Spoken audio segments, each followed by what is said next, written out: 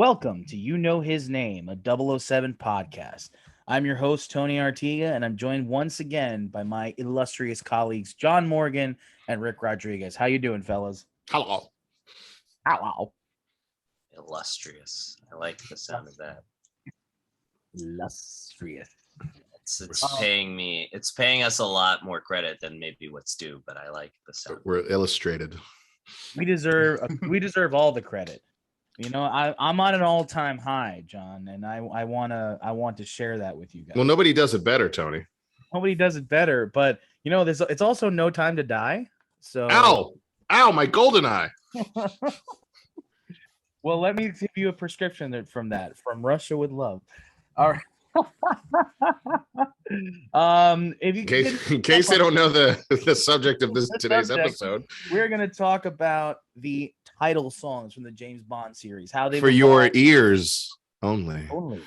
I think that's the name of the episode right there, my friend. You heard it here. You heard it here first, folks. We're a Western James Bond appreciation show. Sergeant JW. Here, showdown. This episode has actually become a contest and who has the best JW Pepper impression now. That's a nice reference. Like, very good. There you go. We're just gonna live and let die, gentlemen. Yeah, we are gonna talk about the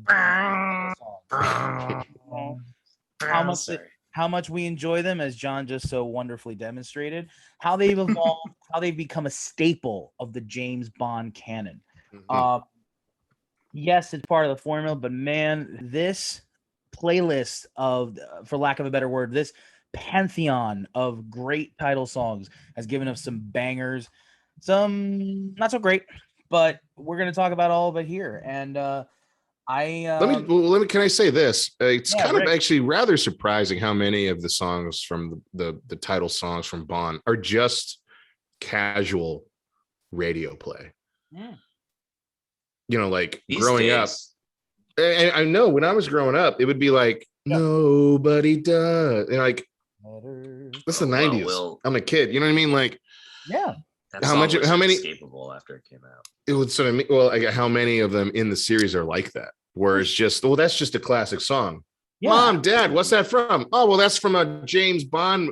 You know, like it just becomes a great song, almost beyond James Bond itself, because it's just good music. Absolutely, that's what's shocking about it. There's a whole fucking episode of at the very end of Frasier where they to cheer each other up, they sing Goldfinger.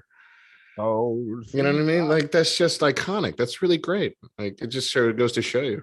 Because and part of that speaks to like the kinds of artists they got for these songs. I mean, it's like if you're not a James Bond fan, but you're a Tom Jones fan, you know Thunderball. If you're not a James Bond fan, like you know Paul McCartney fan, you know Live and Let Die. Oh, I can only imagine. That must have been a huge one. Oh, it was fucking insane. It was Wings. That's right. It's real Wings. It's fun. Yeah, and you're absolutely right. I mean, I remember growing up, like I grew up in the 90s era, you know. Yeah, me too. Where, you know, GoldenEye, Tomorrow Never Dies, World's Not Enough was a huge song in 99. I remember. But I knew Goldfinger. Yeah. I knew Nobody Does It Better. Yeah. You know, I knew View to a Kill. Diamonds Are Forever. Even got Diamonds Are Forever. I mean, we got to get into that. How quite a few of these are sampled by artists. Yeah, Kanye West sampled Diamonds Are Forever. Yeah. So we're gonna we'll get there. For sure.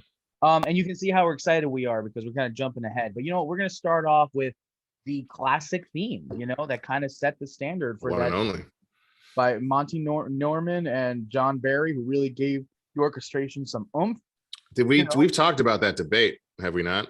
Which one? Reminder our listeners. Well, it's a controversial thing with the doctrine with James Bond theme, and it actually went to court. You know, John Barry kind of claimed like, no, I really did it. Yeah. You know, it's really my work, and Monty Norman protested, and I think it went to court, and finally the courts kind of said like, look, John, you arranged what it is, but the notes are Monty's, kind of thing. Yeah. right. So I mean, like whatever camp you want to fall in, because John Barry is a legendary film composer. He did many classics like Dances with Wolves, Out of Africa. Um, for real cinephiles of love stories, like Summer in Time is an amazing love story, and love theme and all this kind of stuff. So he's an amazing composer, and especially his action beats that we talked about in the From Russia with Love theme. Dun, dun, dun, dun, dun, dun, dun, the adventure theme kind of. And so it's easy to want to be like, well, no, John Barry really did it. But I think it really might be a case of like, well, no, the one guy did it, but the next guy really took it to the next level in terms of the voice of the James Bond music. Yes. So just to give a little bit more detail on it now to what Rick said, apparently Monty Norman won 2 libel actions against publishers. Apparently it wasn't necessarily against John Barry himself, but rather publications that attributed that actually credit to Barry and only Barry, and it was like no, I wrote this theme. Yo, motherfucker. Yeah. Right.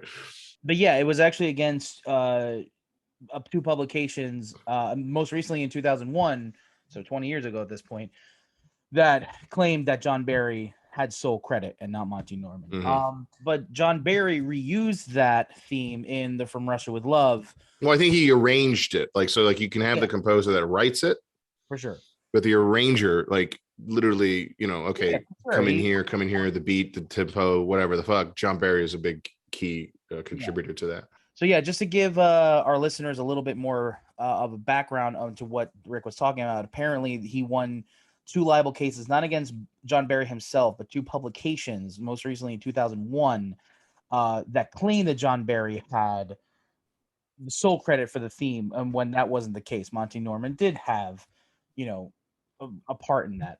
John, I want to hear what you have to say, my friend, because I know that this is I know you as a film buff, John, the James Bond theme is just one of those themes that it's like ingrained in your memory as a cinephile. So I'd love to hear your take on all this. Oh, it's not even just because of the the cinematic references of like the Bond series, or like the influence that the theme has had overall, like just out of just this first movie.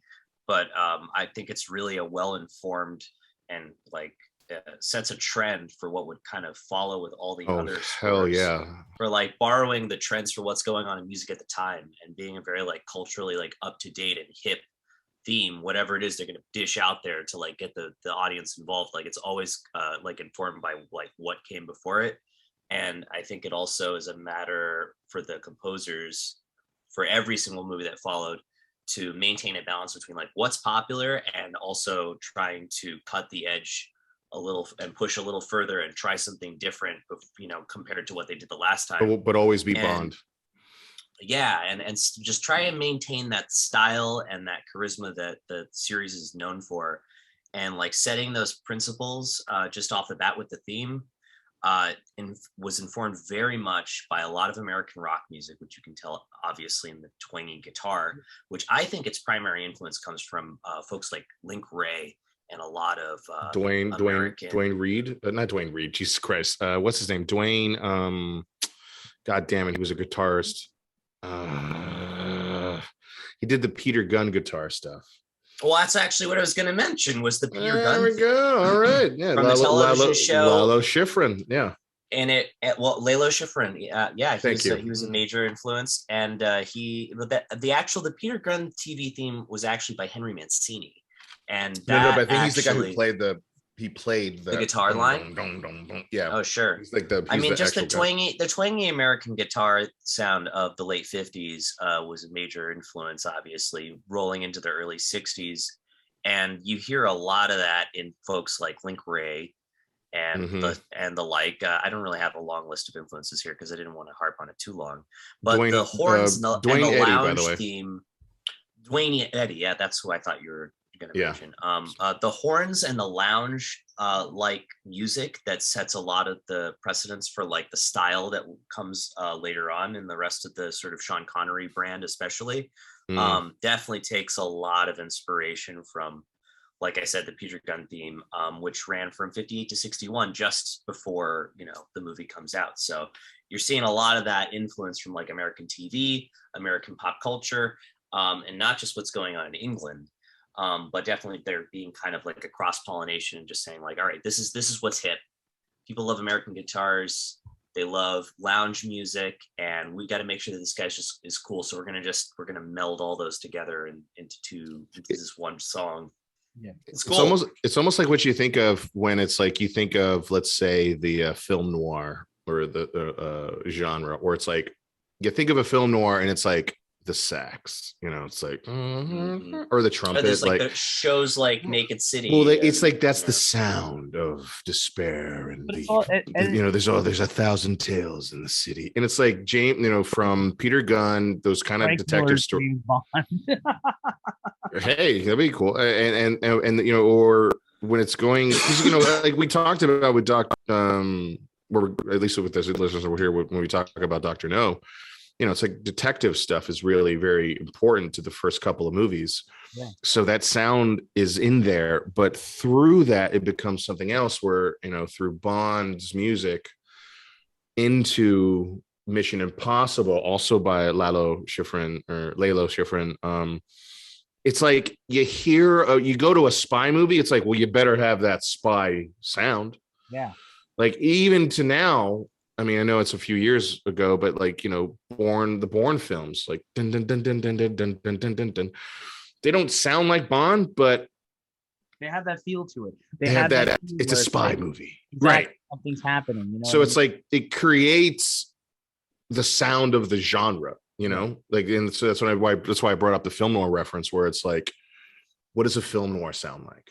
It sounds like Jerry Goldsmith's Chinatown. It sounds like Max Steiner's Maltese Falcon. Like Elevator to the Gallows. And the thing about Sunset Boulevard. Yeah, it sounds like those things. All right. The thing about the James Bond theme is that it is a mix of that, that classic brass sound with the but like that guitar makes it very 60s. It really feels like a song.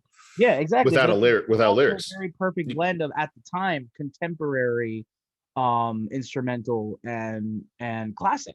Mm-hmm. It's like it's that melding. It was that kick into the future. And you mentioned about how those early Bond films had that detective feel, and like if you can actually kind of those first three title songs are almost a microcosm of where the series goes. I mean, you have I think they establish everything. Exactly. You have Dr. No that has that gives it that sort of almost like film noir, but with style. Well, can I say this one? Okay, go ahead. Let me just get this out.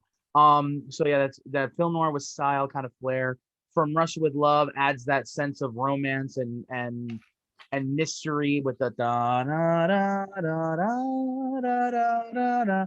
And Goldfinger, it's almost the perfect Bond song for that, because it's not only does it really set the tradition. Well, that's when they go big.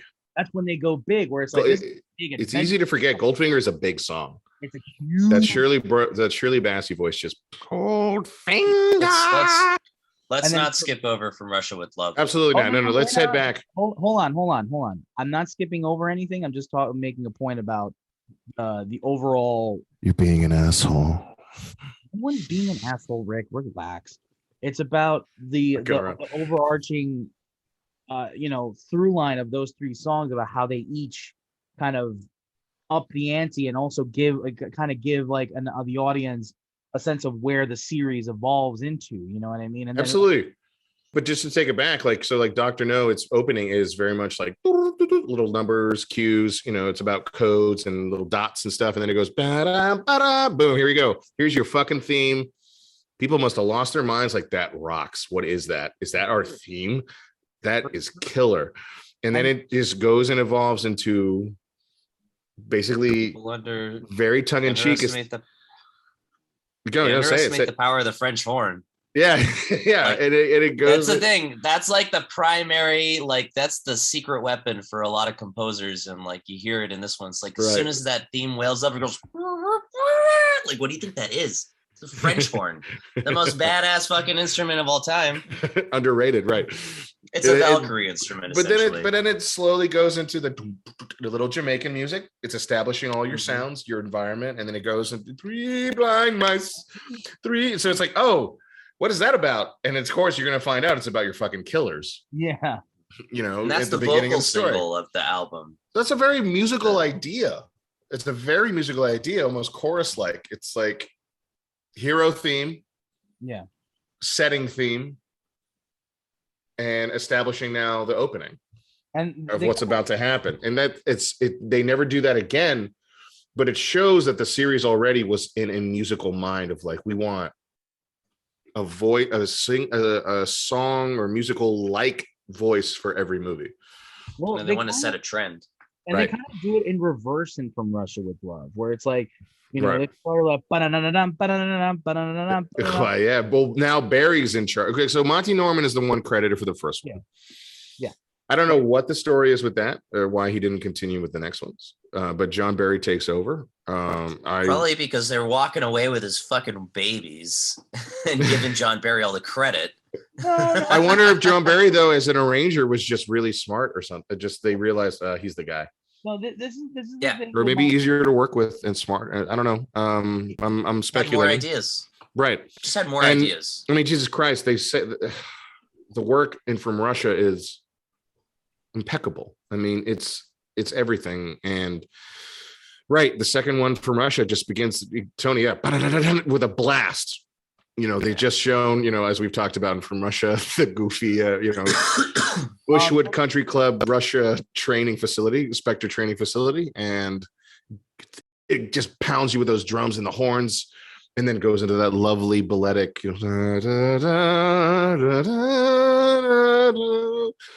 yeah. And we talked about it in the last episode. You don't hear the full song. Well, no, you hear the full song. What do you call that, John? When it's in movie.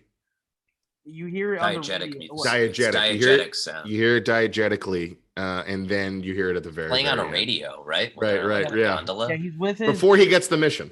Yeah, he's with Sylvia Trench, and he's With hanging Sylvia. out. That's right. And he's just like, From Russia with With love. love. Other than the Three Blind Mice thing, From Russia is the beginning of the idea, it seems, of a personal song / theme for the movie, for the singular movie itself. For sure. And then By the way, a favorite of a friend of ours, Ellery Pierce. who works with us at the Alamo Draft House. This There is we your go. shout out, Ellery. We There you promise. go, Ellery. All right. And Goldfinger is where it kind of really does get solidified. You know what I mean? It's like this. It's okay. And that's when it really starts. Like every movie needs to have a title song attached to it. And Well, I mean, the importance of that song is just. it's enormous. It's, you know. I mean, I think when everything, even to this generation, that if they're introduced to James Bond, it's like the classic song is Goldfinger. Goldfinger. Yeah. You know, I mean, like it or hate it. You know. I mean, and that's Because the that thing, movie, that song is tits out. It is, man. That is like legit the backstory. If you're not familiar, did you know that? I mean, Shirley Bassey's your moment laying to shine. everything. Go for it. She's laying everything down on that. Like, there's nothing compares to the vocal Yeah, establishment. she's. And she's damn near it's passed out. there's a long story about the session where it took them, like, I think they recorded over 15 They do a short takes. version. And basically, I don't know if you're aware, George Martin was the producer on that.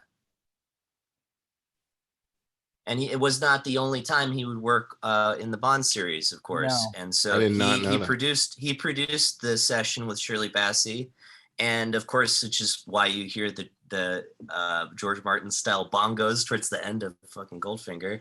It's like a very George Martin production style staple, like you'd hear in some Beatles tracks. During the session, he actually went up to Bassey because she was having such a hard time getting the takeout. And he just whispered into her ear, apparently, this is the story. And then she took her bra off from under her dress and just flung it across the room and just belted out the take that we hear and cherish all to this day. And that's why. That's that female empowered energy there to just be completely uninhibited. And it's just like blaring out through those pipes for that whole track. It's just amazing. When you think about the lyrics, it's so corny, and she Oh, yeah. gives it such force, though. Yeah, Ah. absolutely. You know, That- beckons you. There is a reason, Web of sin. there is a reason that she was brought back 3 times. And Yeah, right. and Moonraker, It's what I mean. Her voice is almost the voice of when you voice think of a James Bond voice. And I think that's exactly, I mean, we talked about this. It's why it's like, well, who are we going to get for GoldenEye? Reboot or restart of the series? Who's like Shirley Bassey? Tina Turner. I mean, and let's Yeah. be real. That's part of the reason why they chose Adele for Skyfall, because she's like Had them pipes. Yeah. pipes, those Shirley Bassey ass pipes. That was like, come on, was gonna give that fucking song some oomph. You know what I mean? I mean, it in a weird way, like, and not in a weird way. I think it's pretty undisputable. It's like the impact of Goldfinger is the song, is also the impact of Goldfinger the film, where the film became like the template for future Bond films. You know, same thing with the song, like Thunderball, You Only Live Twice. Those are definitely attempts to sort of recapture that Goldfinger magic. You know what I mean? Well, yeah. I mean, To varying degrees of success. we can get into that. I mean, let's go. Thunderball. Yeah. It's a memorable song, but that's definitely one where I'm like, it doesn't have that secondary life. No, it doesn't. You know, Tom Jones is the guy. Yeah. Is it still John Barry doing the composition and stuff? Yeah. It works for the movie, but I don't think it's one of those legendary ones where it's like you're not, you know, you're not, and you know, at home, you know, cooking a meal being like, so he strikes like Thunderball. What are you doing, Rick? Oh, I'm just making meatballs. And I don't think John Barry intended for these songs to be heard, you know, Well, performing mundane tasks. I don't think any of them can ever guess for. Well, I mean, no one can ever guess what's going to hit legendary status, and I think it's always what works for the movie. But you know And what? then- That started to become the standard and the goal for every subsequent like opening credit song following Goldfinger, because it was such a course. smash. And it stayed at number 1. It was a number 1 album on the Billboard Top 200 for like weeks. Yeah. It was a huge release. Gotcha. There is one exception though in that era though, where funny enough, Even here, I'm reading Thunderball was actually a really big hit because it was James Bond associated, I think. But exactly, because that's the thing. 007 was like the James. People don't understand. James Bond was the Marvel Cinematic Universe of the it was 60s. Star Wars, was whatever the big Star- fucking moment thing you can think of. It really was that exactly. It was all of that. It was like, It was an event film every time. Mhm. you know, like It changed the culture. You wanted to dress like that guy. You wanted to act like that guy. You wanted to look like the girls. you wanted to drive his car, you know, that kind of thing. You and We talk about the influence of the music, influence the movies, you know, and TV. there are artists who literally make compilation albums, or when they find their sound, they're like, some of them aren't even like, I was inspired by this artist or that artist. I was inspired by the pantheon of James Bond songs. Mhm. You know, like it's almost like John Barry is the guy who inspired them to do the music that they do. And you Yeah. know, but just to backtrack for a second, John was talking about how Goldfinger was the template for every song since, and he's absolutely right. But isn't it funny that I want to take a look at the duo of Honor Majesty's Secret Service and Diamonds Are Forever? I'm so like- happy you wanted to steer it there, because No, we're skipping You Only Live Twice. We're gonna come back around though. This is the Okay. same era. Yeah. I mean, Okay. look, if we can, You Only Live Twice. It is a beautiful song. It is a beautiful song. Nancy Sinatra, it does it gorgeously, but you know, it still doesn't quite capture the everybody's imagination the way Goldfinger did. You know what I mean? I'm gonna weigh in and say I think You Only Live Twice is kind of boring and sits on the lower end of my. All right, then we're all in Charters. agreement. Then we're all in agreement. But I love Nancy Sinatra and a lot Of of her other course, songs. right. But that's not to distract too much. But I find it to be one of the lazier productions to come out, especially out of that era. But the music is great. Like the theme that Barry wrote is great. La, la, la, la, la, la, Oh, la. Which got used. No one knew it except me as a kid, and I felt so alone in the world because Robbie Williams, and if anyone remembers him as an artist around 1999, 2000, he had a song Millennium. Oh yeah, that's right. So, Rick, I don't know if it's so much that like we all agree, because I actually really like that song. It's just but there is something to be said about like being intellectually honest. Like it didn't capture the imagination the way Goldfinger did, and the way I think that they were trying to do ever since Goldfinger. But I wanted to bring it back to the final two songs of this era, the Connery / Lazenby era. Like, isn't it funny that they actually go back to the instrumental for On Her Majesty's Secret Service, and after that movie wasn't well received, not only did they try to ape the style of Goldfinger, they actually went back and just straight up had Shirley Bassey do another song. It's so indicative of what the response to the movies were, because I feel like On Her Majesty's Secret Service are like, hey, it's a new Bond, we're gonna start over. Let's do something a little different. Let's not do a song. Let's go back and do a really cool instrumental. And it is a fucking great piece of music. That's the thing with that fucking John Barry. Once again, because he did it in From Russia with like, and I don't. Tony, you mentioned what the theme is called, but I always in my head call it just the adventure theme. It's literally called the 007 theme. The 007 theme, right?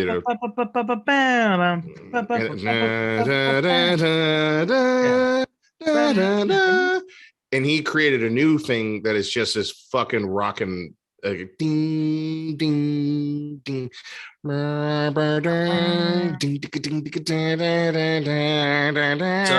Tony, just piggybacking off you mentioning sort of how like they kind of went back to formula with like, let's do the non-vocal theme for the opening credits sequence. Don't forget also they did feature a vocal single for the album. Oh yes, which was We Have All the Time in the World by Louis Armstrong. Oh no! Of course. Which honestly is not like his finest hour. Like it's not, It's a Wonderful World or anything, but it's still a good song. But you know what? I actually have to. That's good. Here's the thing, John. It's a Wonderful World would have been a great Bond song. Here's the thing. I do believe that was actually Louis Armstrong's last thing that he recorded before he passed.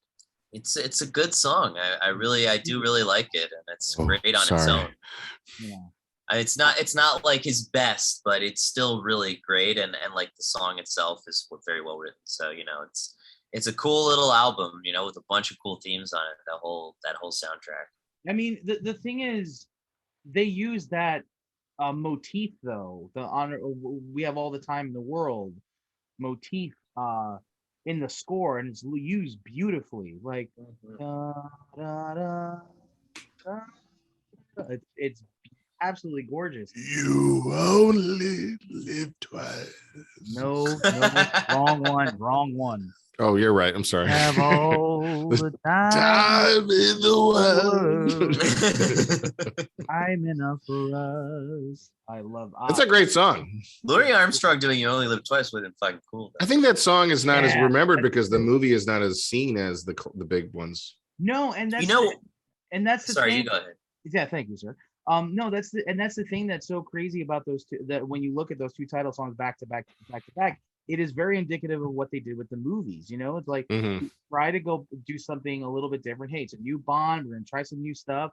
The audience wasn't with it, so they literally went back to retreat. Right. Exactly. Well, yeah, Diamonds Are Forever does go back, harkens back. Obviously, boom, Shirley Bassey, and the song is killer. Once again, another song that is so famous that it's sampled by a recording artist, Kanye West, for his fucking stuff. Diamonds are forever. I like how I'm the one that gives all the examples of the sound of the singing. Well, you just got those pipes. Excuse me, I've come quite a few times on this episode. Well, come on, man, like do more. Like, come on. The other thing that I really noticed about the formula being subscribed to with the success of Goldfinger was not just bringing Shirley Bassey back, but I mean, even just down to the whole production style of the song. Like, big. We get even more sick ass drums at the outro of the song. I don't know if you noticed, but that hi-hat slaps at the end of that in the song. Oh, it's so fucking groovy. It's very dramatic. Yeah. I was gonna say this, Tony, real quick, because I've listened to the David Arnold album, and I really recommend it for any big Not Stirred project. Shaken Not Stirred album he did, which is like a cover of a bunch of stuff, and he did a great one. I can't remember the name of the person that sung it.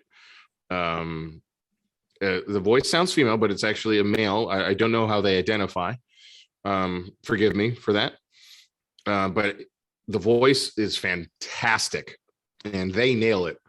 And David Arnold emphasizes even more the impact of those drums with just straight up fucking, bass and snare.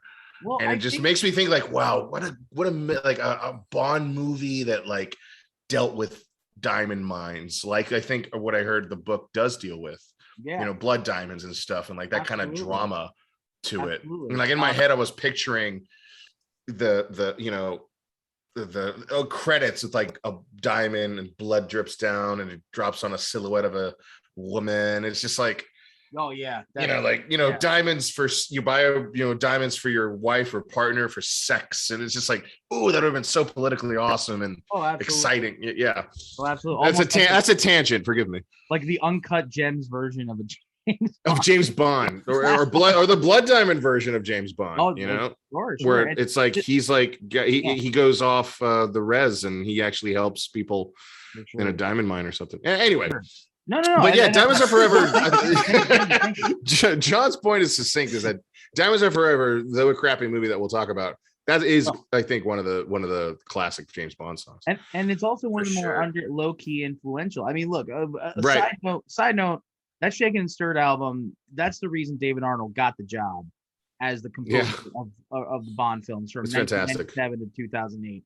Like, there's a reason for it. When you listen to it, you'll know why.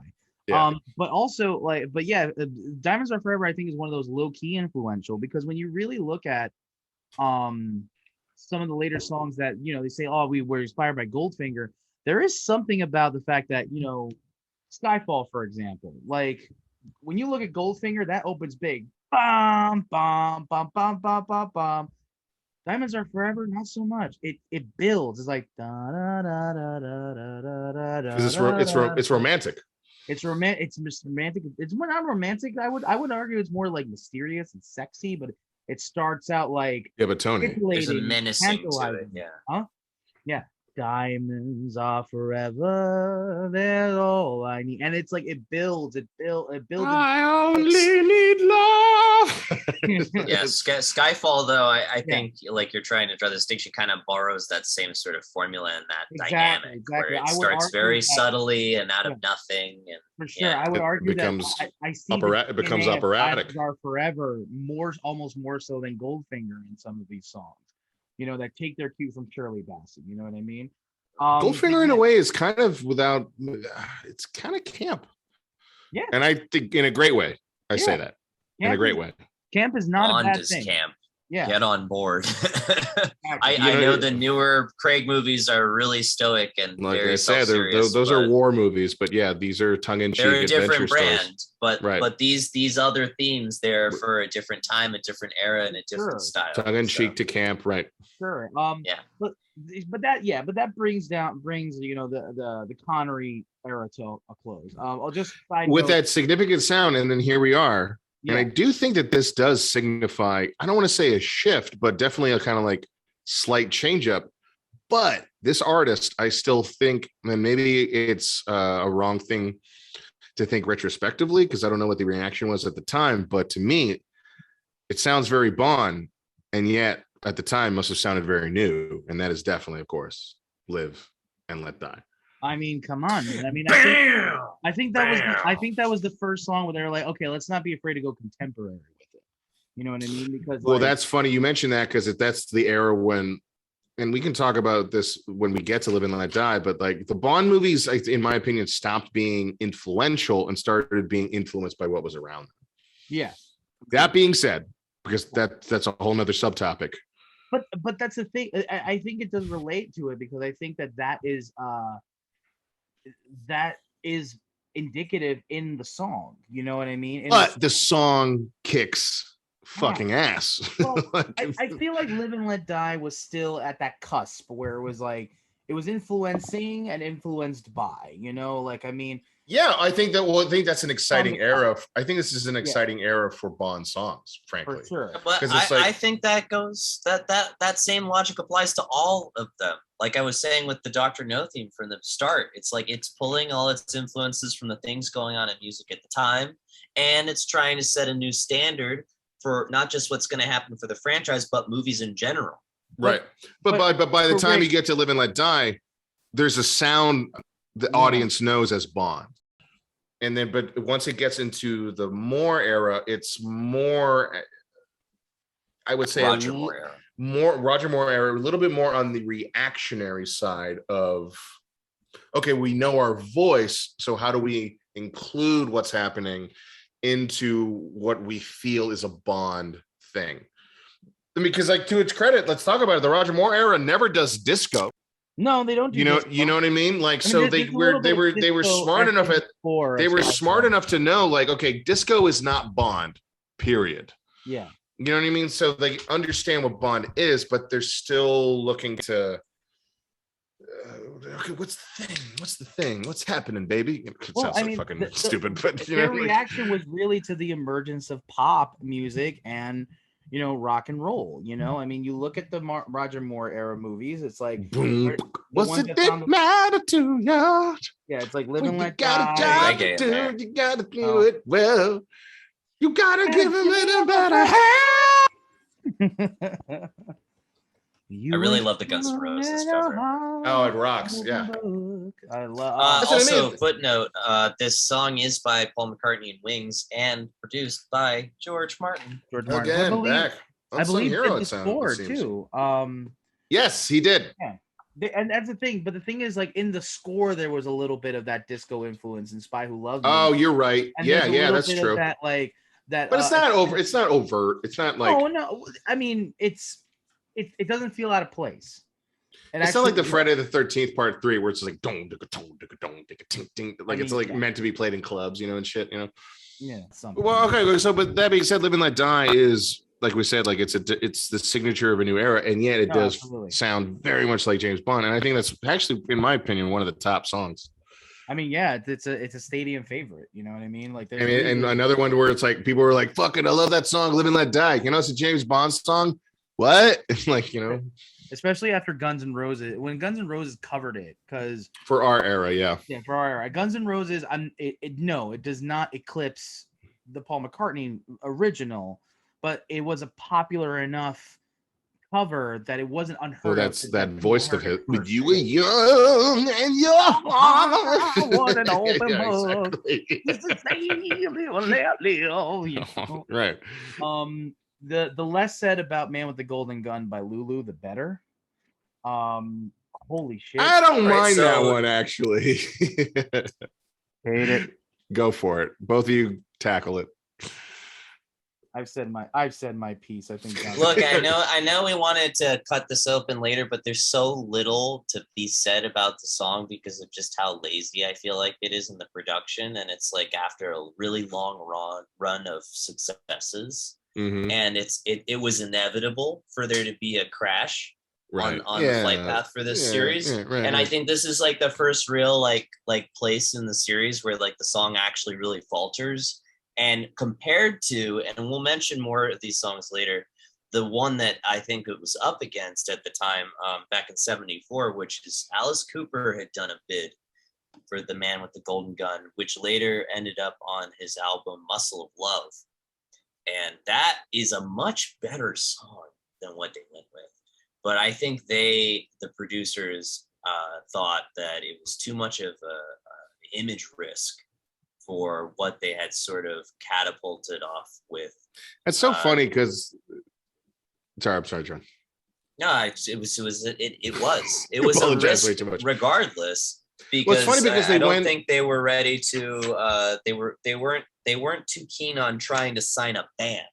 See, it sounds like incompetence in Cooper as opposed to, it sounds like, because you know what it sounds like to me? Like, look, I know Paul McCartney is the Beatles, but you don't think the Beatles and think James Bond. So that's a real risk that paid off.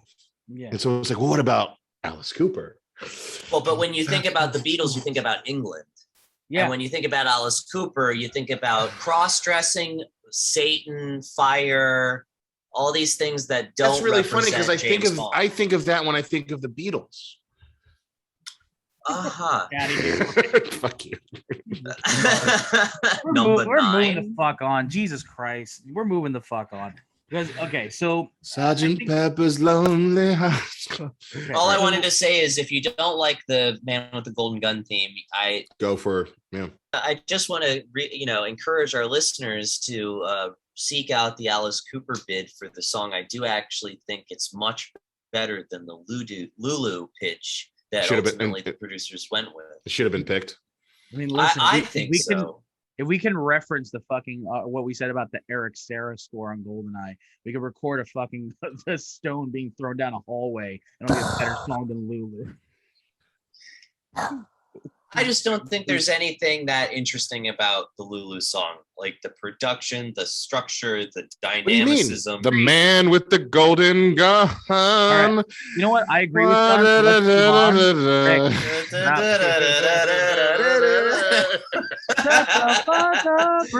We're gonna move on right now. We're gonna move on to Nobody Does. No, I'm with you. I guess we're moving on to a great. Oh my God! I mean, probably the crown jewel of the Roger Moore. Great Bond song. That goes back to a little bit classic. It's what it is contemporary of the kind of love songs that were being done at the time. But this is a classic song. You could play that shit now, and everyone's gonna fucking fall in love. People play this shit at their weddings. The spy who loved me. Oh my! I love that song. Love that song. As a matter of fact.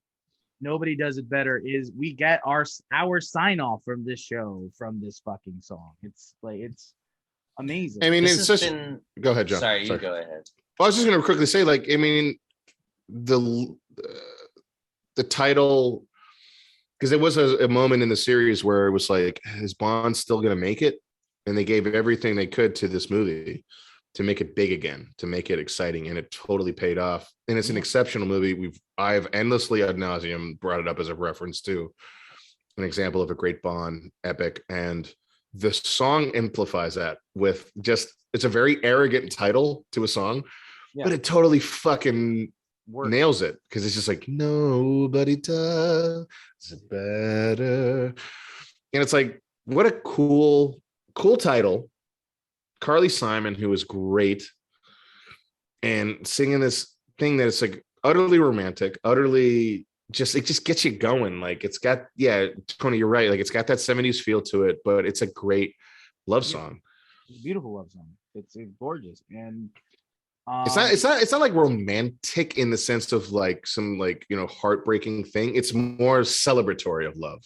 Yeah. I wasn't looking, and somehow you found me. That's why the Academy plays it during the in memoriams. I've noticed Academy Awards because it is a sort of celebration of that kind of just nostalgic love. And that's I think the really interesting part of the song. It's like it's probably the most popular James Bond theme. Yeah, and an example of what I said, where it's like, oh, I love Nobody Does It Better. It's from a James Bond movie, huh? No, a lot of people don't know it, and I think that's just because the title of the track is not the title of the movie, so it gets lost. Even though the title of the movie is in the lyrics, it is in the song. The spy who loved me, right? But yeah, guys, I mean, this is a fucking great song. Marvin Hamlisch is behind it. John, take it away. Tell us about the genius of this guy who wrote one of my favorite musicals, A Chorus Line, and was involved with this. I didn't know anything about the history on Marvin Hamlisch other than he was stepping in for John Barry, who simply wasn't available for some sort of tax. He's an EGOT complication. Hamlisch is an EGOT, yeah. Yep. Sorry, meaning he is Emmy, Grammy, Oscar, and Tono. Yep. He won a Tony. He won a me. Yay. Wonderful. Now let's move on to probably one of the more least the least interesting Bond songs, but still delivers a wonderful vocal by Shirley Bassey, who returns for 1979's Moonraker. The nice song. I listen to it and I listen to it and I immediately forget it. Yeah. Like the only reason it has any sort of impact is because like of Shirley Bassey's vocals. That's it. Yeah. I mean, it's just one of those, it's kind of like generic. Yeah. Let the moonraker go. Like, I don't know. What is a fucking Moonraker? See, it's so funny you phrased it that way, John, because in our Goldeneye episode, you're like, the excitement was different, and you phrased it the same way. We're like, yeah, what is a golden eye? I don't know. It's just the way she sells it, and that goes the same for Goldfinger as well, with how Shirley Bassey, and it goes to show like how important it is to choose the correct talent, which they had a lot of trouble with this track. If you looked into the history on it, right? Can you talk about that? Yeah, they considered Frank Sinatra. He didn't want to do it. Johnny Mathis was unhappy about the song. Kate Bush said no. And then John Barry literally offered the song to her weeks before the release date of the fucking song. So you can only imagine what those sessions must have been like compared to like fucking Goldfinger sessions. Where she's like, okay, go, record. We're still rolling. Just same take. We still have tape. Go. And like, just. But I've got to fart. Just fart. I mean, we gotta go. It's one of those things where the story about how the song was made is like so much more interesting than the song itself. The song itself is just like, I remember look, I'll give it credit for this. I remember the chorus. Everything else about the song, I never remember. Like, but all I remember is like, and let the moonraker go. Because of Shirley Bassey's nothing. You know, like, it's the vocal. It's the vocal. Like that's what makes it. That's what elevates it. Other than yeah, that, a great Bond song. You really know you feel the whole song. Exactly. I mean, and I think we can lump in the next two like together. The thing that's noticed for For Your Eyes Only and All Time High, which is the theme song for Octopussy. I really love to see being a fly in the wall for them trying to come up with a title song that's called Octopussy. That should have been Shirley Bassey. Yeah. Octopussy. Like, just going for it. Like, fuck notable trivia for Your Eyes Only. It is the only Sheena Easton title song. Sheena Easton. People don't remember her, but she was big. She was very big in that era. Very big. And but yeah, so like she's the only vocalist to actually appear on screen. Yes, that's right. You're right. No, Madonna. No. Oh, you mean in the credits? In the credits. Got you. Yeah, in the credits. Like actually singing the song. That was right. Well, MTV music video era. There we go. Guys, in a way, like the Bond title songs are kind of credited with helping pave the way for music. I know we can't sample. Should I sing it? For your eyes only. Well, here's something like that. Ladies and gentlemen, this episode is actually Rick Rodriguez in concert. So I feel like we can lump in the next two songs kind of together. For Your Eyes Only and All Time High. Yeah. You know what I mean? Like eyes and all time high.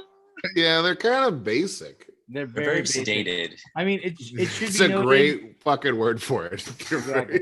It should be noted. It should be noted that Sheena Easton, For Your Eyes Only, was the only time that they've ever had the vocalist on screen for the title sequence. Oh, that might have been that. I thought you were going to say on Horse Tranquilizers. I wonder if they showed the title sequence on MTV, kind of thing.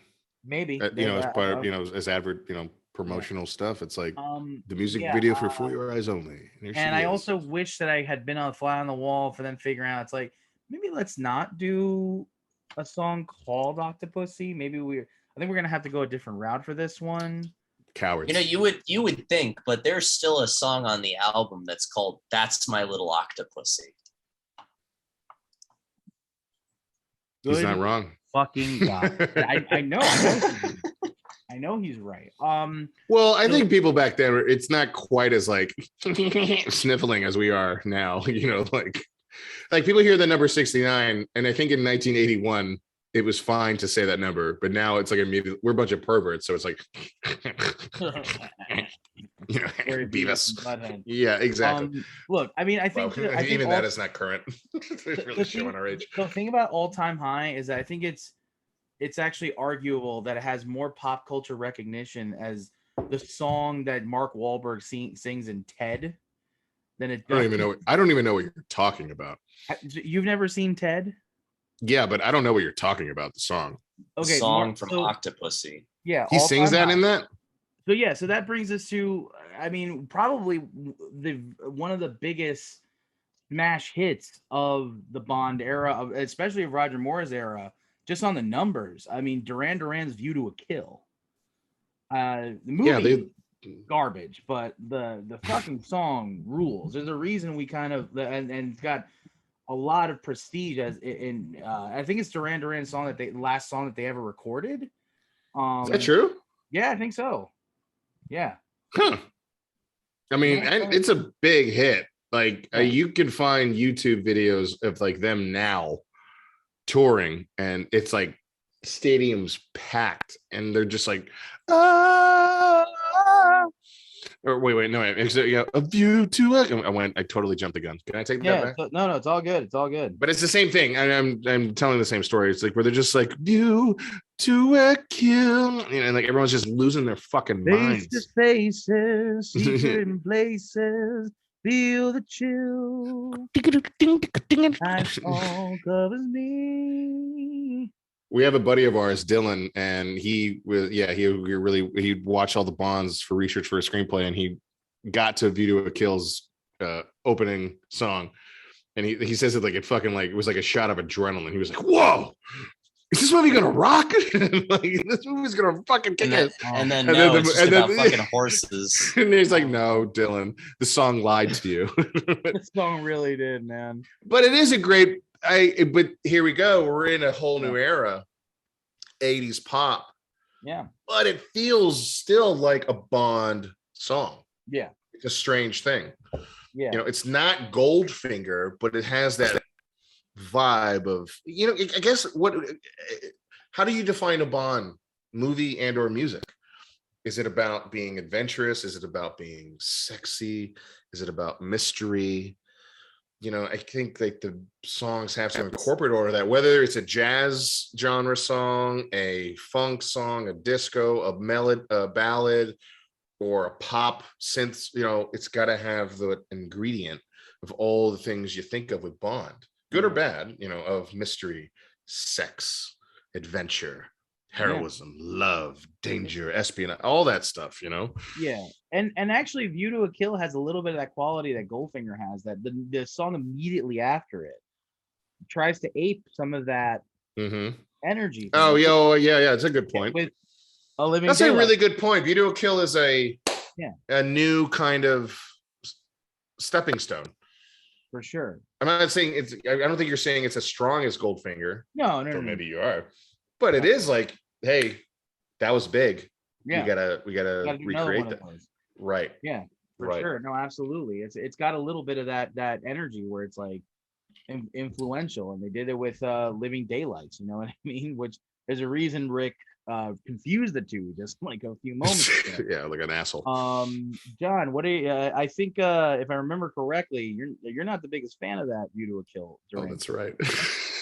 Oh, yeah, I thought it was just boring.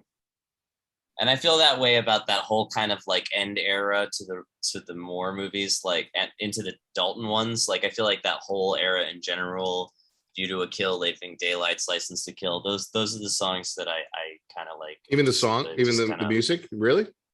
They just kind of blur together. I mean, like the only reason why I like License to Kill is because of what Gladys Knight does with it, and how they were like, I agree with that. We got to go back to the Shirley Bassey formula. We got to get that powerful female vocal in, and like,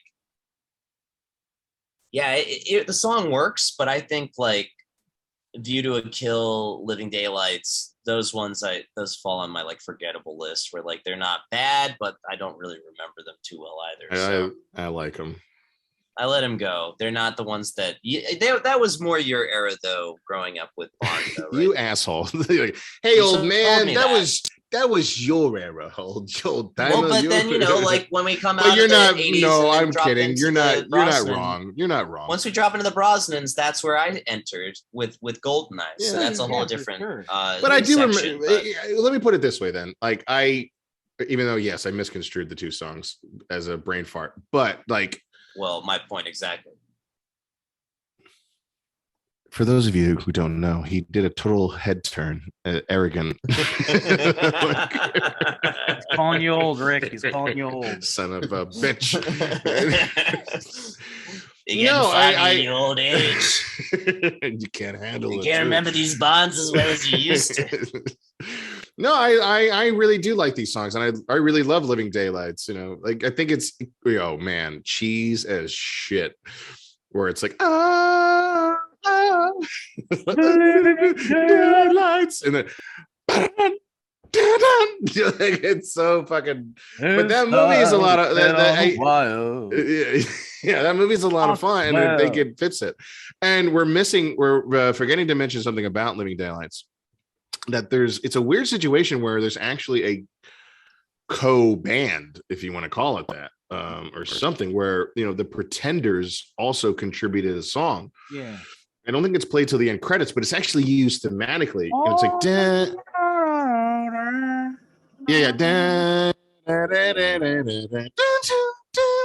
just before you go on, Rick, clarify it. Just for context, the other band that we're referring to, because we didn't even name the artist of Living Daylights, is Aha. The artist from Take On Me. You know what I mean? Those they got those guys to do a James Bond song. So, just wanted to add. Take on me. What did Duran Duran do? That was the other big one for them. God damn it. Duran. Who's on it? Let's do it. Let's fucking do it. Let's go. I almost said White Wedding, but that's Hungry Like the Wolf. Hungry like the wolf. Yeah, I used to rock that shit on Guitar Hero all the time, or maybe it was a Rock Band. I forget. Who knows anymore? So yeah, Go ahead. Sorry. No. Because I was just gonna I think we should time to move on to the 90s, man. I mean, well, I just want to quickly say about how I think I like researching this, but I also kind of like doing it in memory-based thing. But I think there was a thing where the preliminary thing was to just use the Pretenders, but it wasn't fully satisfying to the producers. So they brought up they thought, what about Aha and stuff, and John Barry accommodated that thing, but a lot of here thematically is the work that the Pretenders did with John Barry thematically when you watch the movie, and we'll talk about that when we talk about Living Daylights. And it's just an interesting thing because it did a couple of melodies with John Barry. Yeah, but I think that's an involved story that I think you're right, Rick. Let's save it for when we have. Yeah, save it for that. Yeah, but I do like the '80s era Bond. Yeah. I mean, I agree with John to a certain extent, but that's probably where some of the more forgettable songs are. I guess I don't agree, but that's fine. Obviously. Well, I think the exception is View to a Kill. So View to a Kill, I think, is an objectively fairly memorable song in the canon. That's a go-to for people. Like, what are your top 5 Bonds? Oh man, View to a Kill rules, man. It's like, other than that, I mean, then why every time I'm on a date, the date asks, play the Living Daylight soundtrack? That never happens.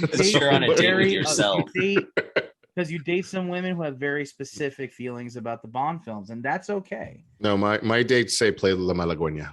La Malagueña Salerosa. I'll say out of the 80s, and I'll just put this of the songs really you don't like. What are your out of the song that I had to pick out of that whole batch? I think License to Kill's the one, the Slayer for me. And you know what? Listen to it back to back with Goldfinger. It is legit.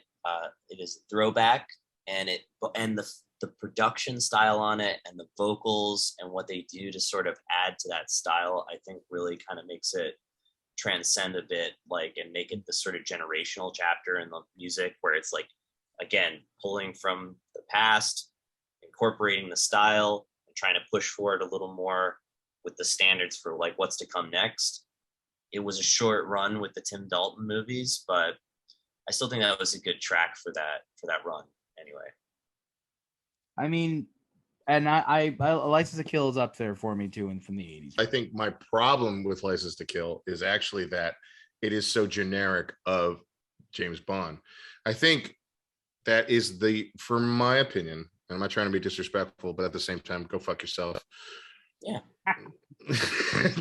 I'll go fuck myself. Yeah. I'd love to. We're gonna pause this recording so John can go. No, I really think it's the most generic Bond song, and because it's so beholden in a generic way to that Bond thing without exemplifying itself. I mean, look, in terms of production, John, I totally agree with you. It's well done, it's well produced, but I think as a sound and as a memorable song, it just ain't there. Just doesn't have it. I'm sorry. It's just too reminiscent of other things. I think that are far more memorable. I think Rick has. Don't put that on me, Rick. I just said it was out of the 80s. It wasn't the worst one. I don't agree. I think Rick brings does make a fair point. As a matter of fact, the very next song that we're going to talk about doesn't have that problem. This is a song that I feel does make a callback to in a good way, but also kind of paves its own path with it, which is GoldenEye. Like that actually does have a little bit more of that 90s feel to it, but it feels I mean, we've talked ad nauseum about the fucking atrocious score, but this title song, holy shit. See reflections across the water. More than darkness in the depth. You'll never know. I watched you in the shadows as a child. Who are you? Who watched me? Side note, you know who actually didn't do a half bad cover for that for the 2010 GoldenEye remake video game? Nicole Scherzinger of the Pussycat Dolls. Oh shit! Really? Yeah, it's not half bad. I mean, she's no Tina Turner, but it's actually pretty cool. I like the way they did with the arrangement. David Arnold rearranged it a little bit, and he did the score for that video game, which kind of makes me feel like, God, why couldn't we have the score this good for the fucking movie? Like David Arnold had done fucking GoldenEye. Putty in my hand. Sounds like you threw a stone. Well, he came back for David Arnold came back for Tomorrow Never Dies, though. Well, that's his first Bond movie. That's his first. That was a really cool chapter, in my opinion. I really like that movie. Yeah, I think every score he does, and I am including the Die Another Day score, is just great. I mean, I'd include. He really is the heir, and David Arnold is the British composer. Yeah. He actually hit big working for Roland Emmerich. Love or hate him. His big, kind of emulating the big classic guys like John Williams and James Horner. He did Stargate, and then he did Independence Day. But for a while there, he was the Bond guy. He did it all the way to all the way to Quantum, Quantum. I mean, I love all 5 of his scores. I think his best score is he really gets the sound, and there's actually very memorable tracks. There are very memorable pieces and themes in his work. I mean, throughout that whole series, and I'm including Die Another Day on that. God damn it. No, I agree, because honestly, I could pick out like a memorable track from every single one of those scores. Right. I think for me, Die Another Day has actually some of his best work of the Brosnan era. I appreciate that. I mean, no, and I'm not trying to bullshit anybody here. I honestly believe that, because I mean, I think the arrangement they did for that opening sequence, which say what you will about the movie, I think it's just one of the better opening sequences of the films, the pre-title sequence. We'll get into that. Great piece of music. I mean, as a Latino of Cuban heritage, I really like the way that he incorporated that, like that. When he's like Spanish guitar feel to the Bond theme. Doom, doom, doom, doom. It's beautiful. I love it. And I think the songs. I think Tomorrow Never Dies is a meh song. We're going to talk about some of the Well done. Sheryl Crow's got it. She's got the flavor. Yeah. She's got the flow. I think it's the structure of the song. Yeah. Because it has this weird like ding, ding, ding, ding. Yeah. It's building, and it's like Tomorrow Never Dies. And it does this weird crashing like ding, ding, ding, ding, ding, ding, ding. And like that doesn't really get you jazzed. Yeah, it's very weird. It's an odd structure for a song. And the thing is, I know, because John brought up earlier how Alice Cooper did a song for Man with the Golden Gun. Mhm. Over the closing credits of Tomorrow Never Dies, Katie Lang plays a song called Surrender, that where the thematic material of that Oh, song Katie actually, Lang, god damn. yeah, it shows up in the score. It's like da da da da da da da. There we go. That's another. There you go. It's another Yeah, Living Daylight situation. It sounds like probably. exactly. Now, Living Do you Daylight. know what the Tomorrow Never Dies song sounds like to me? Is we were talking before how the original Doctor No sounds a lot like the Peter Gunn theme and is drawing a lot of influence from that. Sure. The Tomorrow Never Dies track is definitely pulling a lot of stops, especially in the like refrain and like chorus section of the song from the Perry Mason TV theme song. If you've heard that before. Yes, I think that's a very... It's got that like swinging like trumpet. Even Peter Gunn. Yeah. Yeah. But that shows you that David Arnold was really the right guy. Maybe this song is not great in our little group's opinion, but he's got the flavor down. No, he does. I mean, and like, the Die Another Day song, that one's pretty divisive. I like it. Well, we skipped. Whoa. I'm getting to it. Relax. I know what I'm doing. Yo, Cholo, god damn it. I know what I'm doing. So we're gonna rewind. Like the Die Another Day episode. Sorry. Oh, by the way, Tony, can I say this real quick? The singer that I was talking about, David McAlmont, for the cover of Diamonds Are Forever. Little side note. Well, on that David Arnold thing. Before we move on to the Daniel Craig songs, I'll throw it to you so you can throw that back out there. Okay, cool. Okay, cool. So let's take it back. So, the Die Another Day song is pretty divisive. Some people love it. Some people hate it. I like it. I don't think it's terrible. It's kind of weird how it was both so beloved that I think I wasn't nominated. It wasn't nominated. No. But it was very popular. It was very popular, but then it was also nominated for a Razzie for like worst song or something. I don't know. It's a very no. It was one of those things, where it was like, cause like I remember some people making fun of it. Some people were like, I don't know, man. I don't remember anyone loving it, but it seemed like, I don't know if it was that weird thing where people were like, man, this song sucks, but like everyone kept like wanting to play it, weird thing, like too cool for school. It was because I remember it was like a year after the fact. It's like, all right, and on number 4 on the Billboard, Die Another Day, like a year after the fact. Like the movie came out when I was in high school, and it was still on the radio when I was in college. Yeah, you know what I mean? I know. I totally know what you mean. It's one of those things. And I have no real love-hate on it, but even I was just like, Jesus Christ, still? What the fuck? Like, It's strange. Like, I was a virgin when this song came out. Has that interesting electronic sample. Cut that out. It has that really interesting electronic sample that goes like...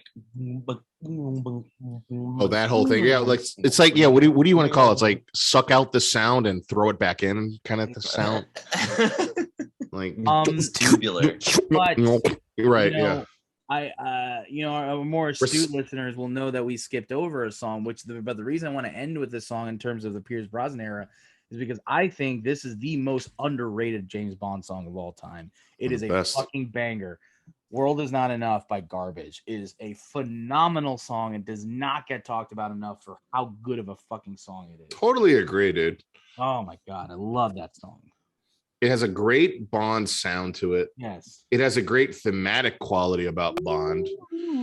It's got a story to it. Yeah, it's a really good song. I believe that. Like I've often thought that like if there was like, I don't know, an alternate universe where it's like, okay, this is the last Bond movie. I'm like, that should be the last Bond song. It has that fatality to it. It has a finality to it. It has that's the Tony, you want to say it? Like what that title means? I mean, it is the Bond family motto. The world is not enough. Le monde non suffisant. I'm probably totally butchering it, so don't even forget the Latin part. But that is the Bond motto. And the thing is, it's like that song, I think, lives up to. So I mean, I almost wish like that song didn't exist, and because it should be like oh, this is going to be the last James Bond story. This is it. And it'd be that the world is not in the world is not a perfect place for us, my love. It's got everything we talked about of that Bond feel, the drama, the mystery, the tragedy as an element to it. It's a really good song. I totally agree, Tone. The instrumentation is also very well blended between the orchestral and the rock, like more contemporary, like electronic. Do you feel the same way, John, or Omar? I mean, I think it's great. I mean, I think it's one of the better songs from the Brosnan era. Probably, like I think it's between Goldeneye and that one as far as which one is. I would give it my best on the Brosnan era. I think I just have a personal soft spot for Tina. And of course, the power of that track. But I think World Is Not Enough is a close second. It's a really good track. Did you guys ever see the music video? Yeah, when I was a fucking kid. I mean, it's a great video. I think all of our listeners should really check it out. Not to get into too much into it, but it's like there's a whole thing where the lead singer of Garbage gets kidnapped by spies and is turned into like a robot and stuff, and like they swap the real one. Oh yeah, it's a really cool thing. It's got like a sort of Total Recall meets James Bond feel to it, which is really, really dope. So I definitely recommend checking it out. But Paul Verhoeven. Yeah, I want it. I know I skipped. I know I kind of rearranged the order, but I want to end on that one because I think that one is it's such a great song. Which brings us now to the Craig era. Now this is a strange era. This has some of my favorite James Bond songs and some of the ones that I hate the most. And I think that they've kept very current with the artists, but I feel like I don't know. I feel like there's more of a reliance on nostalgia on some of them as opposed to like a callback. It's a weird era for me. I mean, let's start with you know his name, which is where we get the name from our podcast, the Chris Cornell song. That's a great intro to what the feel of the Daniel Craig movies was going to be like. This is going to be something a little bit closer to the books, a little bit dirtier, a little bit grimier, and I think you know my name is a great intro for that. It's a great rock song. What do you guys think? Yeah, as a rocker, I mean, it's like it compares very well to Live and Let Die, I think, in terms of like the explosive crashes and the lyricism, the hard stops. Nice comparison. There's definitely that influence for like, all right, we're gonna jumpstart this new version. And it's the same treatment they gave them more. The first few lyrics of it, it's like, if you take a lie, do you think about you give? I mean, think about how the movie itself opens. It's like Bond turns around, bam, into the classic gun down the barrel pose, and then it just goes. Everyone go. I remember being in the theater. Everyone was like, "Whoa, here we go!" Watch, Bond. And just if you take a lie, Chris Cornell, rest in peace. I love you. Yeah. With that beautiful voice of his saying those lyrics, which are actually, in my opinion, quite good. They're fantastic lyrics. I mean, and I think the thing is, it's just enough of that classic Bond. And I think, John, you're right. The touchstone there is something like Live and Let Die, as opposed to something like a Goldfinger. But I think that the touchstone is there. Live and Let Die, John. That's a really great comparison for this one. I really have to say that. Yeah, well, I mean, if you were going to bring up something like Goldfinger and how it compares, especially as it being sort of a standard setter for the era that it was sort of releasing, like that compares very well to Live and Let Die, Goldfinger. Goldfinger has that explosive quality, but like there's something about the way those crashes and the pacing of the song goes where it's like if if listening to Live and Let Die is like watching an explosion, Goldfinger has crashes that are like watching an explosion in slow motion, and it has a lot of drama around it. But this song in particular is really, really, really high energy compared to both of those. It absolutely is. And it's got a couple things going for it. First off, like, because you're just coming off a very minimalistic pre-credit sequence, which is very against type for the Bond films, especially of that era. You know what I mean? And it's like, wait, this is so in a weird way. And the previous song too is a very synth, very early aughts synth pop remix sound that was happening at the time, kind of thing. You know, yeah. Auto-tune, that sort of thing. Right. So and this is just like, nah, fuck it, which is kind of.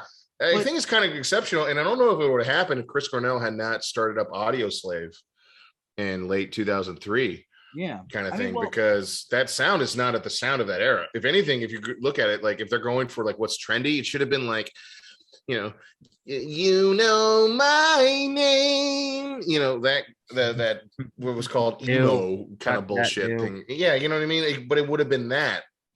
Well, but they didn't do that. It was kind of, I don't know who the decision maker was. We're like, no, that's the sound, that's the guy, that's the voice. And that's a great point. The point that I was, but I was trying to make a different point. The point that I was trying to make was that, like, you have this very minimalistic, like, grimy pre-credit sequence, and then the song kicks in, and it simultaneously tells you this is going to be a new type of Bond. Yeah. But it also does harken back just enough that it's like assures you, but it's still James Bond. It's a new Bond. Oh, absolutely. But it's a new James Bond. We still have David Arnold as a composer on it. Sure. And that's the first one where because I have, when I listen to the James Bond songs, I if it makes me feel in a weird way like James Bond, it's done its job.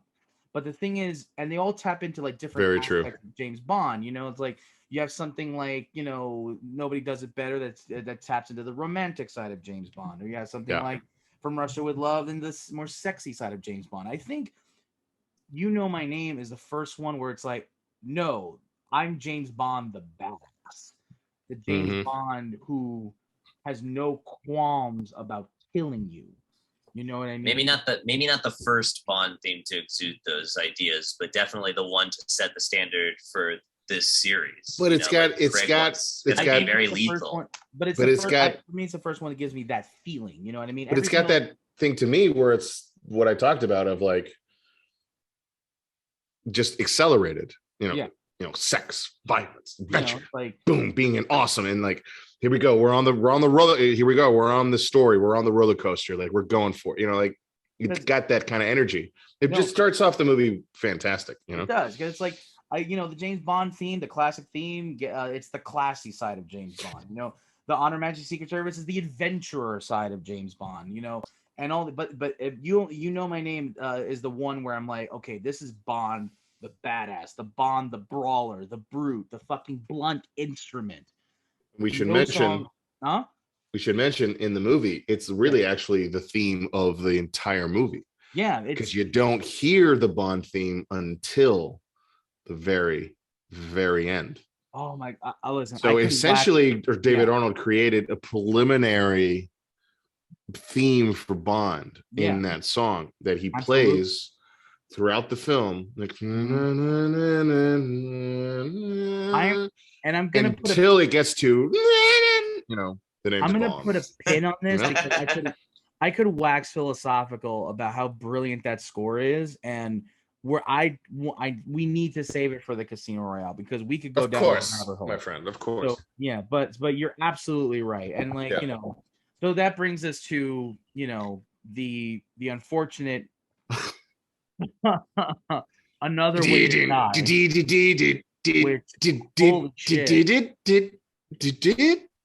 Just as choppy as the editing. There you go. Who is the author of the song? What is it trying to be?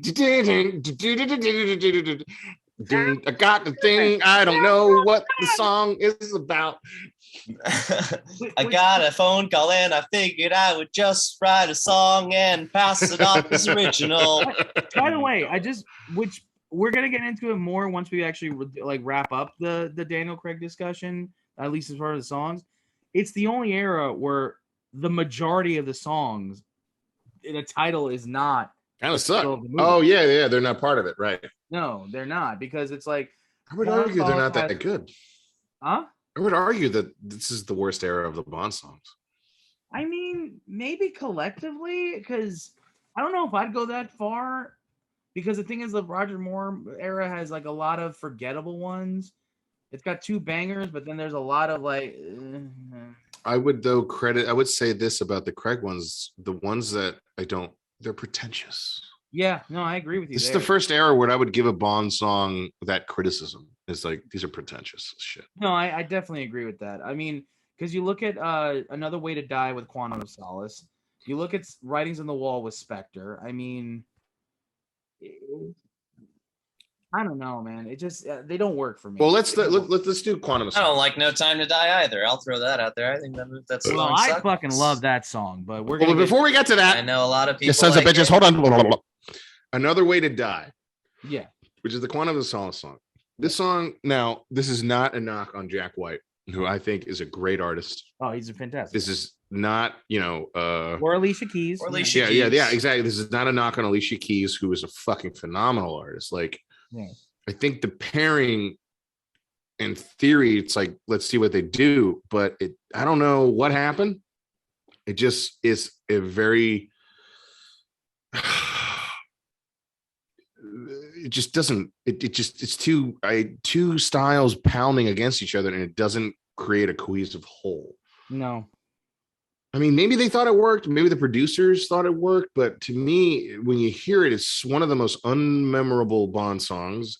I'll give it to this. It sounds like a Bond song with a big giant fucking Riddler It's question mark. rhythmically, But rhythmically it doesn't all over the it place. doesn't bring you in. A Bond song's gotta bring you in, and it doesn't do that. It sounds like a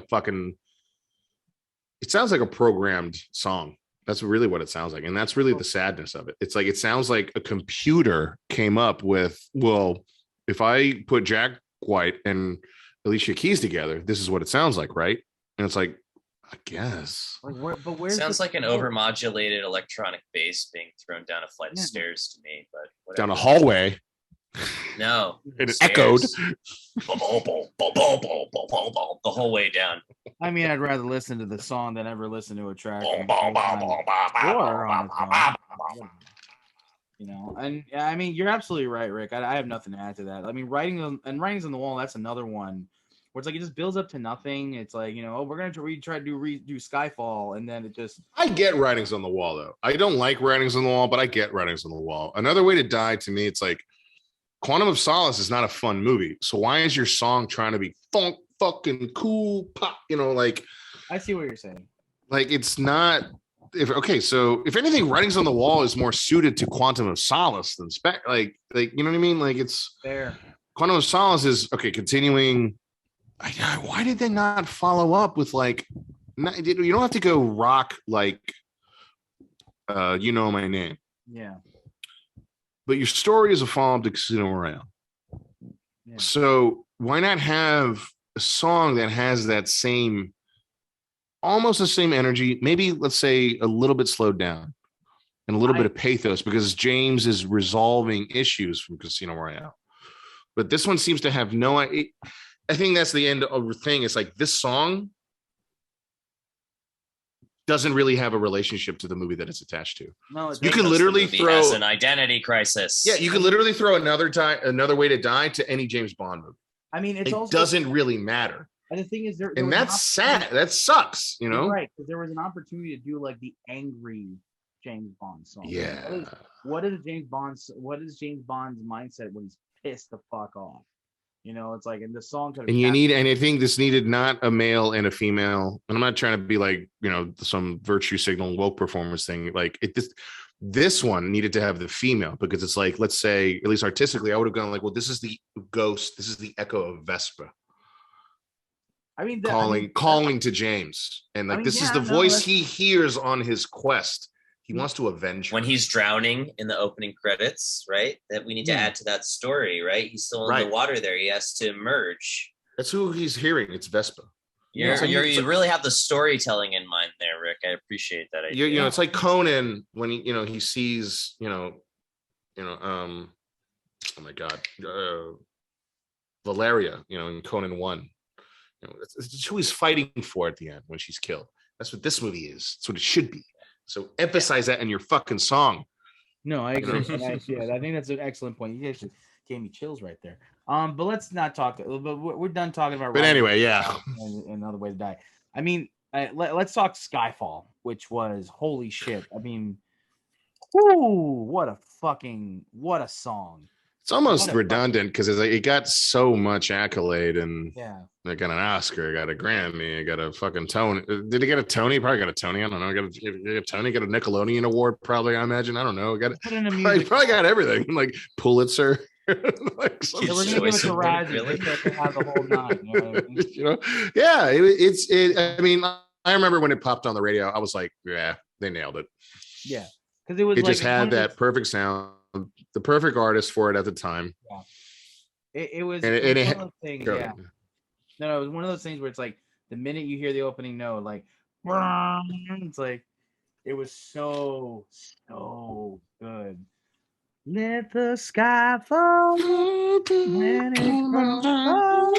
And it was like, holy shit, a Bond song with the title in it. Yay! I was so happy. And she really nailed that.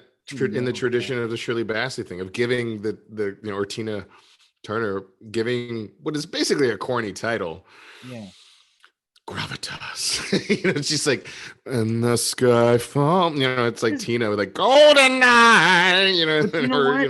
The thing is, you read those lyrics, and she read the script before she wrote those lyrics. So it's like she did what you suggested they should have done with Quantum of Solace. What is this story about? What is the story about? What is Bond's mindset? And put it into the song, and it works really, really well. It's a fantastic song. I mean, enough can't be said about it. It rightfully was the first one to win an Oscar. Not the first one to get nominated. The first one to get nominated was Live and Let Die. Nobody does it better.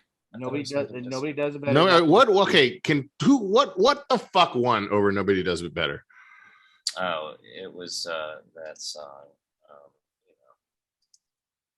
God. It came out in 1977, so it would have been the award season of 1978. But yeah, while John looks that up, it's like, it's a fantastic song. It's such a great song. Inexplicably, Writing on the Wall won Academy the Academy for the best song when its turn came up, but whatever. What are you saying? No, that Writing on the Wall, it won Best Oscar the year that it came up. I'm shocked. I'm shocked too. Nobody Does It Better lost to You Light Up My Life. You light up my life. I don't even know what the fuck I'm saying. You can't even remember. Yeah. Because who the fuck knows that song? Because the Oscars love to celebrate mediocrity. I wanted to mention that I really felt like Skyfall should have been the actual theme to Quantum of Solace, though I don't think it's as good a movie as Skyfall, but in terms of theme and story, would have been a better reflection of the struggle for Daniel Craig's version of Bond. I think it's a really interesting point, actually. I find it very upsetting that Supremacy was not ultimately used in place of the Skyfall song by Adele, because I felt like thematically it had more to do with the actual story within Skyfall, which is over the supremacy to control MI6 ultimately. Wait, right? what? You're talking about Spectre, my friend. That was the story. I'm sorry. Yeah, that's right. It would have been better for Spectre, but Supremacy by Muse was up as a bid for Skyfall, and I felt like that would have been an excellent chapter in the chronology of the Bond songs from the Craig era, especially following the success of the Chris Cornell track. That didn't ultimately happen. Yeah, I agree. I don't agree that Skyfall should have been the song for Quantum of Solace, because I think that lyrically it ties in so much to Bond's headspace in Skyfall. I definitely agree with you that there should be something in that vein to sort of reflect, the Vesper side of things, like Rick said. You can call me Ricardo. Ricardo, Rick. I just won't call you that Rick and Morty reference. I promise. Rodriguez. Ricardo Rodriguez. But yeah, so although I'm on your wavelength. I think I disagree with details, John, but I'm on your wavelength. So the most current song on the Bond canon is "No Time to Die." Now I fucking love this song.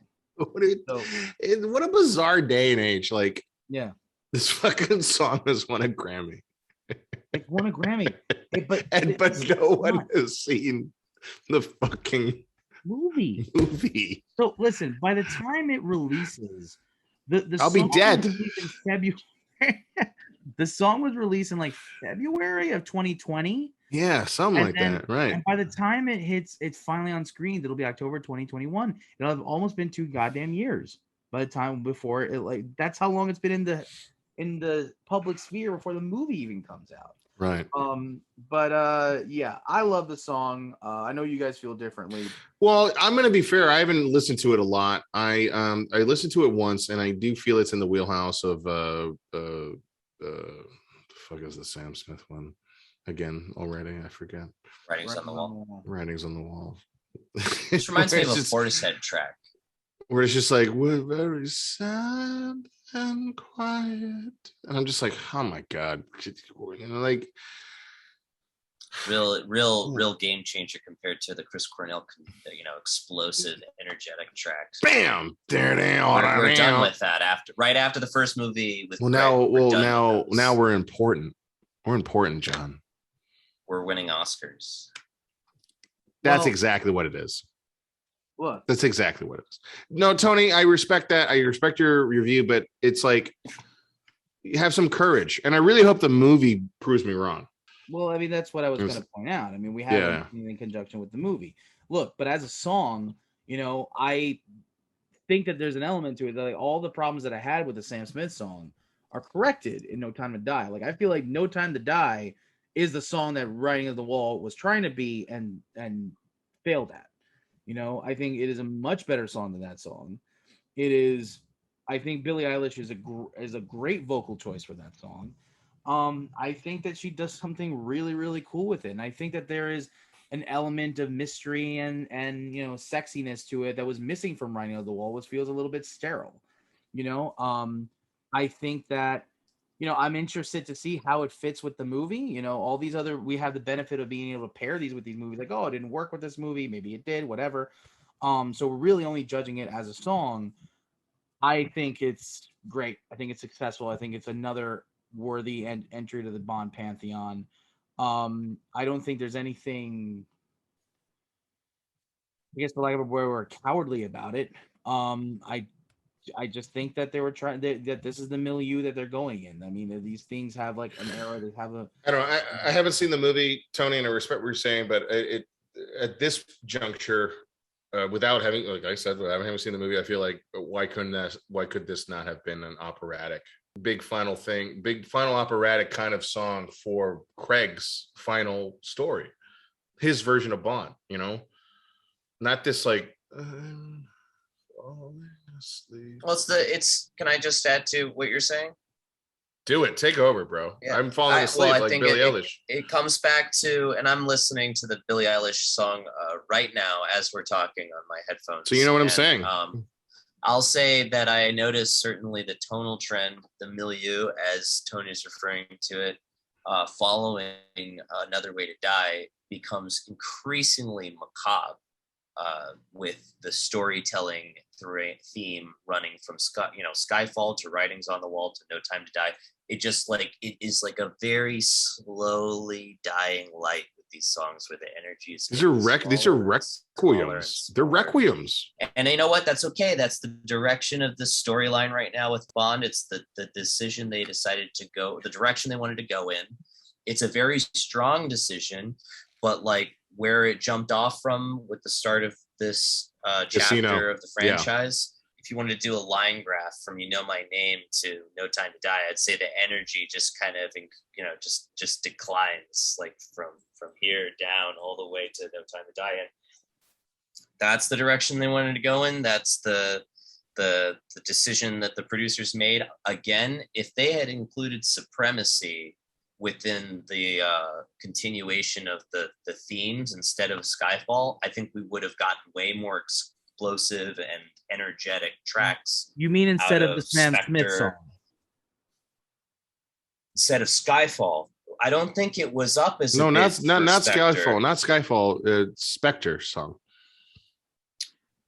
The Muse track Supremacy. But that was for Spectre.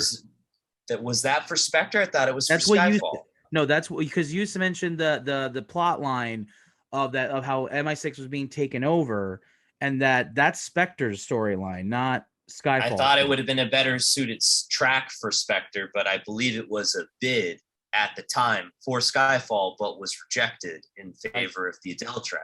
No, Maybe I'm wrong on my research there. I think you but that was what I thought. Let me see. Let's take a look. It would fit better story-wise for Spectre either way, but all I'm saying is like it's a big, energetic ballad versus what we get out of Skyfall or Writings on the Wall or No Time to Die, and where the energy decided to leave the whole series was after Another Way to Die, which is way more energetic than everything that comes after it. And, you know, it sucks because like I personally really like those opening credit sequences when there's more like viscera, because those opening title sequences, they're informed by the track to create a tone, to create a style, to create a mood, and to bring rhythm to those images. And when it's just like in the little corner here, it's like, what the fuck is this opening title sequence gonna look like? Like, is it just gonna be like, I don't know, just some little girl in the corner or some big white room or something? Like, you know, I don't have much of imagination for it. You know, I'm hoping that it's gonna hold up better than what I can imagine out of what the song is offering me. But I'm not super excited based on the track alone. It's no Live and Let Die. It's no, you know, Goldfinger. It's not romantic. It's not romantic. It just kind of falls off the map for me as far as where it falls in with the rest of the franchise. Tony, what's the answer on what it songs? Well, it was released in 2013. So if it was up for contention for being a Bond song, then yes, it would have been Skyfall. I think it would have been actually really good for Spectre. Like I was listening to it just now, and I'm like, because it's a good change up. Because Skyfall really is a good song. And then boom, now, okay, the storyline you're telling, you know, this evil adopted brother, whatever, your adoption brother wants revenge on you. It's culminating into all these things, like change the energy up, because the story has changed. I wish they had held it, you know, maybe used it later on Spectre. Would have fit story-wise to that. It doesn't work for this, but hold off. We're going to put it on the next one, because this is our plans. All right. You cool with that? We'll talk to your agents, but whatever. I don't know what the fuck Muse sounds like. So just to wrap up this discussion, this is what I'm throwing out there. I think there's something to be said. I agree with you that there has been like a dip in energy in the song since Another Way to Die. I think the biggest culprit of that. The next song is going to be someone crying. I see what you guys are talking about. There being a dip in energy. The biggest culprit of that is Writing on the Wall. Yeah. No doubt. But at the end of the day, I'm judging No Time to Die on its own merits. Based on its own merits, No Time to Die stands up with some of the better Bond songs. Does it have the romanticism? No, that's not what it's trying to go for. It's trying to go for the mystery, the sexiness. You know, it's a darker song, but it fits the Bond canon. For me, No Time to Die is that song, like I said before, that Writing on the Wall was trying to be. Had Writing on the Wall something that was a little bit more energetic, like Muse Supremacy, totally agree. That would have been a much better deal. And I think that No Time to Die would look better by comparison. But at the end of the day, that's not the case. So judging on its own merits, I think No Time to Die is an excellent song. Look, Tony, and I'm looking forward to seeing how it works with the movie. Tony, I'll give you that. On its own, it's not a song I'm going to listen to a lot. Yeah. On its own. In context with the movie, I am very, very, very hopeful. Totally, flips me. And I mean that. Yeah. Where it's like, you know what? Now engaged with what the story that was told, with the context of the film, you know, the credits, the final finality of the entire saga of the Daniel Craig films, I'm very hopeful that I walk out being like, you know what? Yeah, fuck yeah, that song really worked to the story. And like, yeah, in no way am I like trying to be like, well, I'm not excited about No Time to Die because Billie Eilish is, you know, I'm not trying to be a shithead. I completely hope 100% with what you're saying. And so in that regard, I agree. Yeah, I had not heard it in context with the story. And in that regard, I want to like a fucking James Bond movie, and I want to, in the context with the song, like it too. Yeah, so I'm with you. Neither have I, quite frankly. So like there's a very possibility that I could watch the movie and be like, shit, I like the song, but that was not the right song for this movie. I'm open to that possibility. Yeah, exactly. But that's the thing. But right now, we can only talk about it as a song. So as a song, of course, I'm a defender. I guess that's the thing. I want to see it in context, and that's fair. So let's. So now we're gonna move on a little bit. We're gonna wrap it up. We're gonna do a little bit of a variation. Like when we do our film discussion, we do our little game of three. So we're gonna do a little spin on it. But we're gonna pick our 3 favorite James Bond songs and our 3 least favorite James Bond songs. Doesn't have to be in any particular order. They just, you know, we just want to hear really quick thoughts. Maybe we'll probably have a little bit of a lively discussion, I'm sure. But let's start with you, John. What are your 3? Let's start with your 3 least favorite James Bond songs. Okay.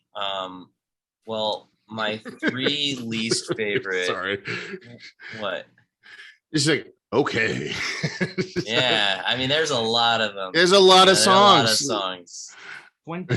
This was a long session for us. I mean, I'm sure that we'll be sparing most of the listeners from the majority of our life, and spinning. Yeah, but there are a lot of things to talk about concerning this topic. At the end of the day, they're not bad songs. No, even the worst at the end of the day are not the. They're not bad. Are not bad. They're not bad songs. Yeah, right. It's just more. These are personal preferences that we're really pointing out right now, at least. There we go. So. I'll go ahead and start with my 3 least favorite, right? Yeah. So I think my least favorite tracks from the series, and I'm talking about the ones I don't like. Yeah. Like right now, like top of the list for me, and this is not to be like aggressive, but my least favorite right now is Another Way to Die. I think it just like takes the piss out of like what?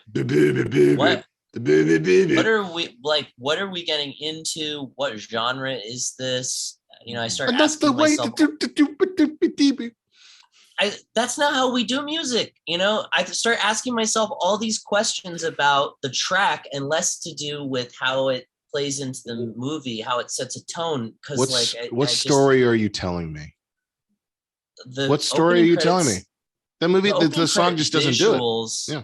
The opening credit visuals are just as confused because they're informed by the track, like what to do with it. And I feel the same way going in. And so it sets up a lot of unsureness about what's coming next. So that's one. That's my least favorite. Yeah. Probably second. It's gonna be Die Another Day. You know, it's God damn you, dude. Song fucking sucks, bro. Yeah, doesn't suck that much. You fucking does to me. It's not the worst one. You know, how about that? It's the second to last. I know it's your top 3, but it's not I think in my list. Fuck you, it's not that. Yeah, and then I think you know, just above that, I'm gonna say it's tough because I think a lot of them are really good. Spectre, man. It's that Spectre song. Yeah, I think it's Writings on the Wall by Sam Smith. Yeah, I think that one's pretty boring. I mean, I think instrumentally it's a very you know, well put together song, but you know, like it's just a fucking buzzkill. There's like no sexiness at all. It's just about like having trouble breathing. You know, I just imagine like an asthmatic child on a hey, come on, I was that. That's me too. You know, I was as well. You know, but that's what I start thinking about too. Is like that anxiety, like how do I breathe? And then it's just like, do you? And trying to like just get through the song. It just sounds like such a struggle emotionally and physically for the sound. It's just like, this is just not, it's an uncomfortable I also had away. asthma as a kid, so I think we. Yeah, we, I know. So yeah. it sends me back to a very traumatic Sure. memory. I feel And Which you so should, that because is- that's what that movie's about. Traumatic Oh, childhood. right. And that's what I got out of the giant octopus visuals. okay. So now what are your three favorites? My three favorite tracks are probably like number one is Number one. gonna be on Her Majesty's Secret Service. I The think instrumental. that Or the Louis the Armstrong. instrumental title track I think is Bam. not the Louis Armstrong's track. I think and this is it's a very eclectic pick to be my favorite, I know, but that It fucking that track rocks. just like from all sides, like at any point, I- because it's- it's like it's- it's a suite. It's a like song. The whole You track sh- is a suite. it's a song that every human being should wake up to. Like, get ready for the day. Yeah, as soon as your alarm goes off, it's a great alarm. Yeah, just like the brushing your teeth. You're like, the burn. I'm gonna fucking conquer today. Like, fuck this shit. Yeah, Like, the burn from the synth, and then the sleigh bells and everything, just the way it starts off, Yeah. and then the way the horns swell in, Oh, it's just got so much energy. You behind feel like it. a badass. Yeah. You do, as soon as it comes on, and it compares really well to what came before it without trying to compete with it. Like it just kind of It's companion. It's companion piece Yeah. and everything. All it is Totally. like an alternative Bond theme. That's really what it is. Yeah. Yeah, and it's got all the twists and turns that you can imagine in an adventure happening in just a track. Are you trying to speed me along? And am I going too long? It's my It's only fault. 2 a.m. No, I keep interjecting. Yeah. Yeah. Sorry. So yeah, so that's my definitely my favorite, and then I'd say like second. It's tough. I think it's definitely going to have to be Goldfinger, just because of just how iconic it is and how like classic sets so many standards for everything that came after it. And then I think maybe like third place, I think it's going to be Live and Let Die. That's one that I'll just throw on riding my bicycle. Right. That I just automatically feel like I'm being blasted right out of like a rocket cannon, man, with a jetpack on, and like I can really feel myself soaring when that thing comes on, and I really love the cover that helped me immortalize it a little more for me. Yeah.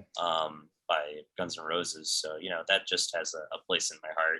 I'm not even a big McCartney fan, as I think I mentioned earlier. It's just a great song, well put together, well conceived. Yeah, just front loaded, great energy. Just love the way it makes me feel. Sweet. Rick, what are your three least favorite Bond songs? Well, I want to say this real quick. I feel like what's kind of cool about the Bond songs, like you could put them on in a party and the party doesn't stop. Except for the Craig version, the Craig era. Pre-Craig era, you can put any of the Bond songs on and the party keeps going. It's just they've got that. No, because if you put on All Time High at a wedding, man, that really gets everybody going. All time high. But come on. It's not just the Craig era that's guilty of if anything, if they're drunk, you put on that song when everyone's really fucking gone. I don't care how lit you are. There is nobody getting on the dance floor for fucking Moonraker. Okay? We're going to test that theory and I'm going to record it. Okay. So just throwing that out. Okay. So, all right. So I'll do like 3 up to 1. I think my third least favorite. Yeah, probably is. Yeah. Octopussy. Second is the one from Spectre, Writing on the Wall. So wait, Octopussy is All Time High by Rita Coolidge, right? Yes. Right. Second being Writing on the Wall, and then first is the one in License to Kill, because I just never fucking remember it. Like, I think it's generic to the point. License to Kill. It's so generic to the point of like, it sounds too much like other Bond songs in the canon, that I just would rather sing those other songs and hum them. You know, in That's our almost exactly like Golden, Goldfinger. Like, yeah, man, and like in our Goldeneye episode, I think it was a slight little critical, and you're like, yeah, but what about? And I was like, yo, look, dude, no, wait a minute. If you fucking bring up Goldeneye, I'll fucking sing Goldeneye, you know. And I did it in this episode. I was like, Goldeneye, you know, all that shit. Like, so I think those three are my least favorite. In terms of my favorite three, I have to obviously give the shout out to Goldfinger for all the big classic ones and the instrumentals like On Her Majesty's Secret Service, the instrumentals of From Russia with Love, Dr. No Establishing. I love those eternally. But I want to stick with, in my view, the songs. And in terms of the songs, I think my number three would be sorry, John, A View to a Kill. It's got energy, it's got loveliness. I almost want to me for it. Because you didn't like it, and I almost wanted to pick. It was almost a race against that, and you know his name, Casino Royale. But I'm going to go with A View to a Kill. Second, is The World Is Not Enough, for everything we talked about with what that song is and what the possibilities of it and everything. I actually am really excited to rewatch that movie. I don't have a clear-cut fond memory of it, but I'm based on talking about the song. I'm like, maybe I missed something, and maybe now it'll be more to it, and that I really want to appreciate. But my favorite is, because I play it when I'm just chilling, is Nobody Does It Better. To me, that is Bond's anthem. Other than obviously his theme itself, it's like if I was going to do a montage of James Bond clips, it would be Nobody Does It Better. It's just lovely. It's got spunk to it. It's romantic. It's a love song. It's also kind of like jaded because, like, she's clearly being like, you're arrogant, you son of a bitch. It's just a great, great, great, great song. And to me, it amplifies James Bond. I love that song. So yeah, Nobody Does Better is my number one. Fantastic. Tony, my guy. All right. My three least favorite. I have to agree with Rick. Rita Coolidge, All Time High. What a fucking bore. Man with the Golden Gun by Lulu. That is my least favorite. I hate that. Yeah. And it's not just my least favorite. I hate that song. I fucking hate that song. It just sucks. Can't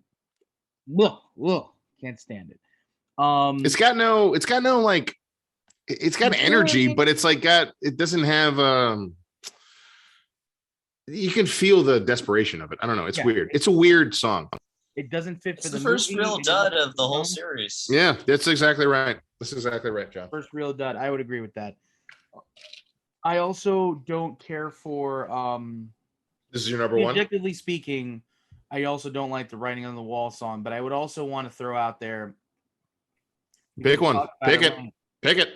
Is Tomorrow Never Dies. I don't like that song. The Sheryl Crow one? Sheryl Crow one. She at least tries. I agree, but it's like especially when you compare it to the Katie Lang song that we could have had instead. Yeah. It's like, Jesus Christ, what a fucking boner kill. It's awful. Boner kill, Jesus. It really. All right, top three, bud. Top three. Okay. Might be a bit of a controversial opinions here. So let's fight. Let's do it.